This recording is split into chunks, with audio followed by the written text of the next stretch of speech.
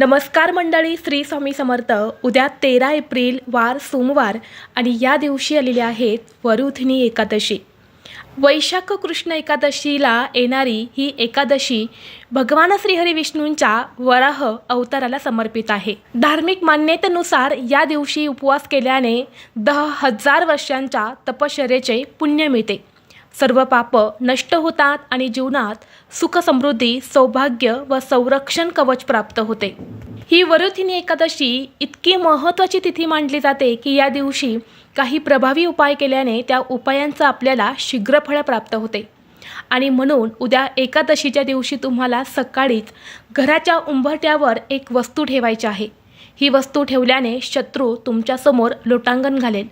7 पिढ्यांचे दारिद्र्य नष्ट होऊन घराची, मुलांची, पतीची अगदी भरभरून प्रगती होईल आणि कुटुंबावर कधीही कोणतेही वाईट संकट, दुःख, अडचणी येणार नाही.